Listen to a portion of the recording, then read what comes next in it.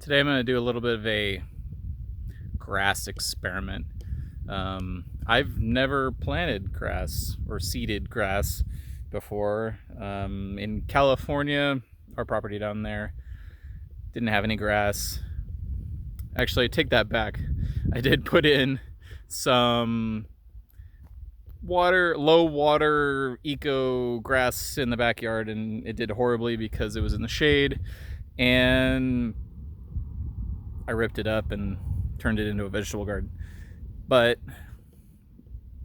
I really want grass on this property.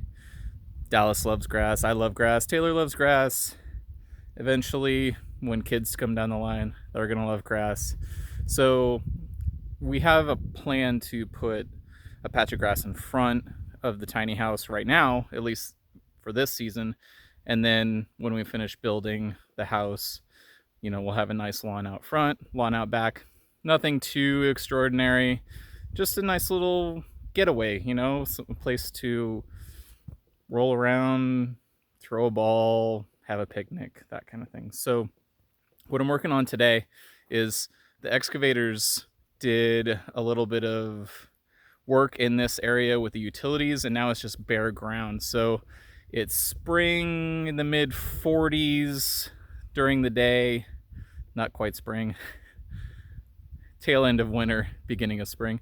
And so what I want to do is I want to throw down some grass seed and I want to test it. So I have two different grass seeds that I am working with. One is a Scott's Sun and Shade, and the other one is Water Saver by, well, I'll show you the bag and give you all the details on what the grass is. But I'm going to do two patches. One is going to be the Scott's, the other one's going to be the Water Saver.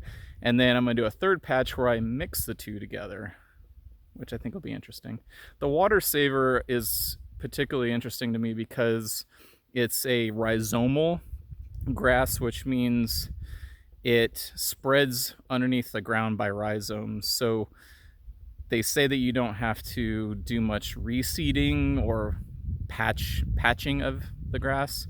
That's not my primary purpose. Like, my primary purpose is I want it to spread beneath the ground. I want it to tap into as much residual moisture there is in the ground so I don't have to water it as often. We don't get a lot of water here. We get about maybe 16 inches a year, and then we get a bunch of snow. So let me show you some of the parts and pieces that I have to work with here, and we'll kind of get some of this stuff put together. And I don't know, if it works, it works. If it doesn't, it doesn't. I'm out, maybe $50. All right, well, let's take a look at it. All right, here are the four main components that we're going to be using. So the first seed that we're going to do is a Scott's Sun and Shade mix. It's the turf builder. The second one is Water Saver RTF. Hey, Dallas.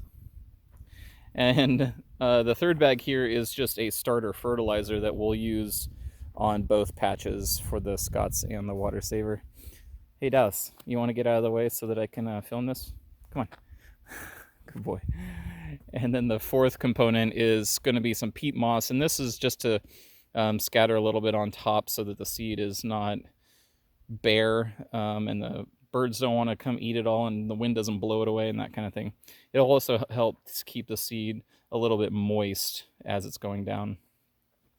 So over here, this is the transformer. So this is where they did the line extension to go up the road. So what I did was I staked out a 9x9 square here, and then I extended that another 9 feet here, and then another 9 feet here. So we have 3 9x9 squares. So that'll be the Scott's Sun and Shade. This will be the Water Saver, and then this will be the two combined. And I'm going to spread this at half rate for each. So there won't be more seed here. It'll just be half the amount of each seed. So let's get to work. Let's do a little bit. I think what I'm going to do is just kind of moisten the surface a little bit so that the seeds stick. And then I'm going to use a push behind seed spreader to do the distribution.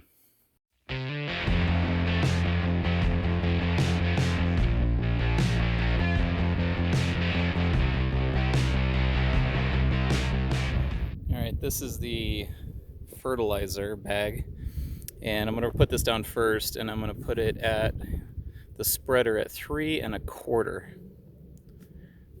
So I got the spreader there. We'll fill it up and get this fertilizer going.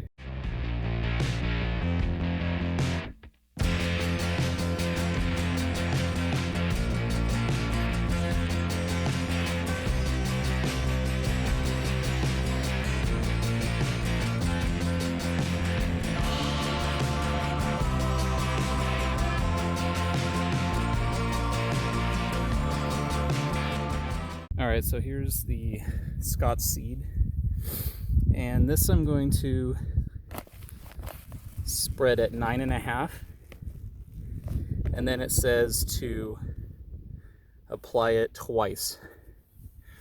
So what I'm going to do, I'll apply it twice here, and then on the third one I'll apply it once, so we can get that half rate seed over there. Whew, all that raking got me out of breath.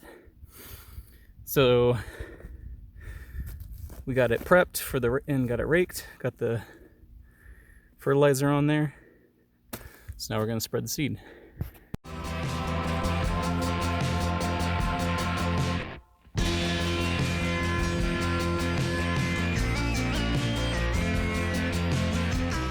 Alright, here's the Water Saver RTF. This says to do 5 to 10 pounds per thousand square feet. And according to what I could find for that spreader, that's about a setting of a 5 or a 6. So I'm going to go a little on the heavy side with a 6 because it looked like this spread pretty heavy as well.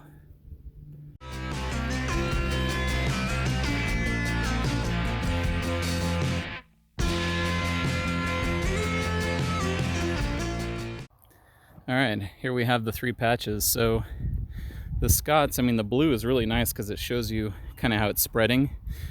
I think with the way that I was turning, I got a few dense areas here, but it evened out pretty well around here. And then with the Water Saver, I think I got my technique down a little bit better when I was doing this. And here's the mix of the Water Saver and the Scott's.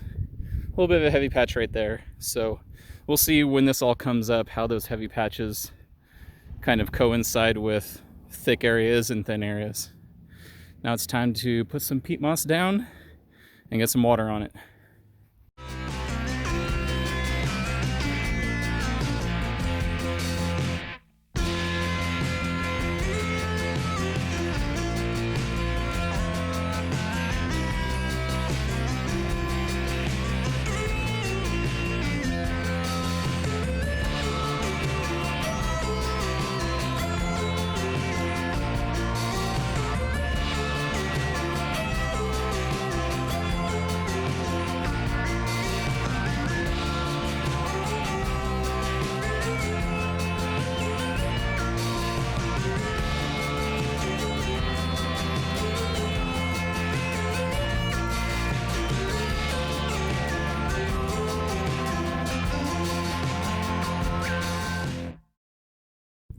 All right, well, I think I did it right.